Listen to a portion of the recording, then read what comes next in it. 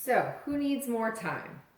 If any of you are like me, you always need more time, especially when it comes to baking. I have a sweet tooth. I love baking.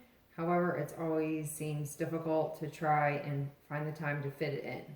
So one thing I have grown to love over the past few years is something I came across called a mug cake. If any of you haven't had one before, definitely time to try one. A mug cake is simply a cupcake or a brownie that you cook in the microwave in a coffee mug. I like this one because it's a little bit oversized and it just works perfect. Today we're going to make one of my favorite ones. It's called a healthy 2-minute brownie and it's from runningwithspoons.com. I like this one because it's chocolatey and at the same time actually quite low fat, and I'm always trying to find ways to cut fat out of my diet. So this one, if that sounds appealing to you, definitely give it a try. It happens to be gluten-free. I'm not gluten sensitive, but makes it just an added bonus for those that are. Anybody can eat it, whether you're gluten-free sensitive or not. So this recipe has 9 ingredients. I have them all laid out here. It might look like a lot, but honestly it goes together pretty quick. So let's get to it. Okay, so the first thing I suggest doing is actually measuring out your dry ingredients. The flour in this case is going to be coconut flour. As I mentioned, is naturally gluten-free.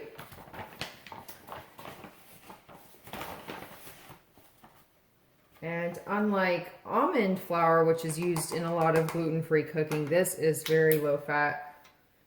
It only has 1 gram of fat per tablespoon. So you're going to put 1 tablespoon of coconut flour along with 2 tablespoons of cocoa powder. I get this in 2-pound bags from Amazon. A lot of my pantry items actually just come from Amazon. It's such an easy way to order food, especially if it's kind of a hard to find ingredient, which some of the stuff I cook with is, especially where I live in a small southern town. Grocery stores don't have a lot of selection. All right, so with the cocoa powder, then we're going to add some baking powder, a 1/4 teaspoon.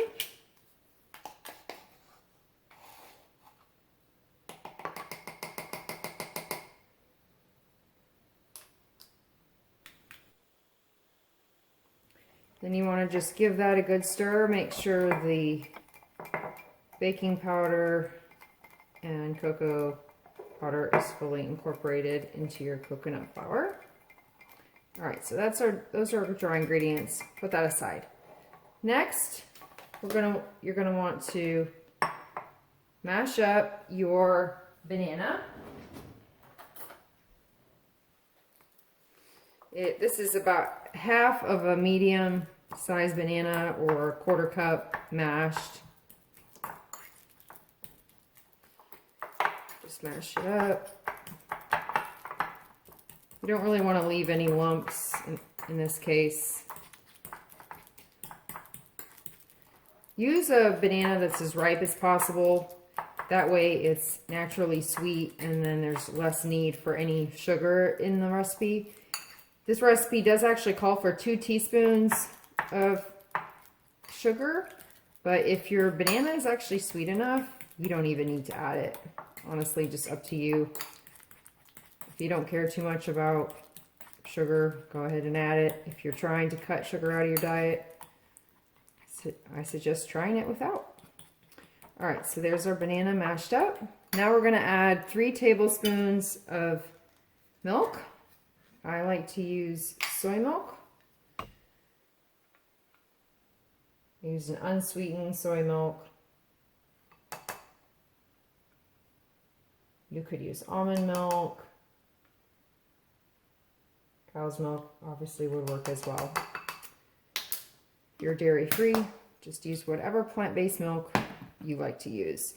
If it has more fat in it, it would probably help just with the moisture of your cake. The less fat in the milk, the more dry it's going to be. Okay, so we have the milk. Then we're also going to add half a teaspoon of nut butter. I'm going to use peanut butter here. You could use almond butter. If you have a nut allergy, use sunflower seed butter. Would work as well. Just going to put 1.5 teaspoons there.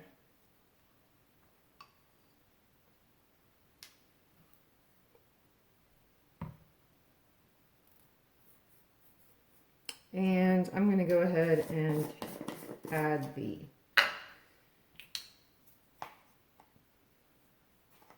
coconut sugar. I get this one off Amazon.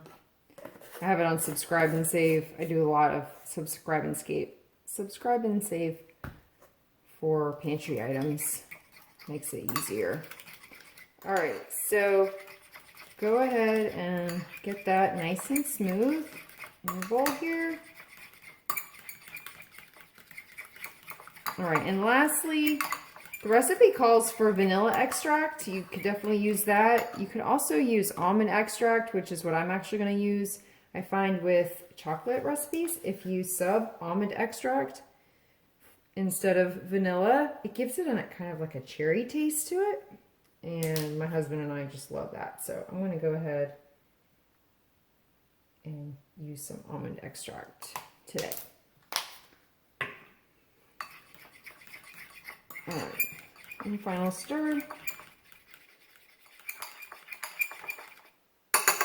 All right, now I want to go ahead and just add it to your dry ingredients.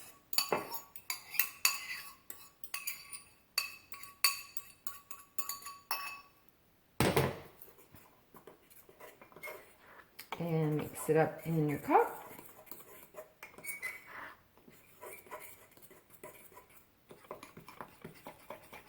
And now it should have a good brownie batter consistency. Depending on the wattage of your microwave, the cooking time may vary. The microwave set, or I'm sorry, the recipe suggests anywhere between 2 and 3 minutes. So definitely start off at 2 minutes, because if you the thing is with mug cakes in the microwave, if you overcook them, it's really going to affect the flavor. So start off with 2 minutes. If the cup, you know it's done when the cake inside the mug is slowly pulling away from the sides of the mug. And of course, as long as the top also doesn't look wet anymore, looks cooked through. Lastly, we're going to add, this is optional, but definitely I say makes the cake taste better, especially because it's so low fat. Go ahead and add some chocolate chips. I love these Enjoy Life ones because they're dairy-free and don't have any additives to them. Literally the only ingredients are dark chocolate and sugar. So we're going to just add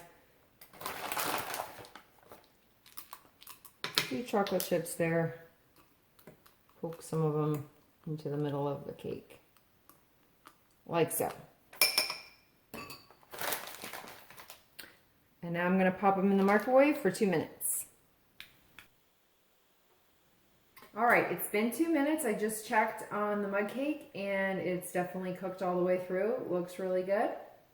With mug cakes, I suggest eating them right away. They taste best, still warm out of the microwave. Don't leave them lying around to cool like you would a typical cupcake or baked good out of the oven. You want to eat it right away. It'll have the best texture and just taste the best.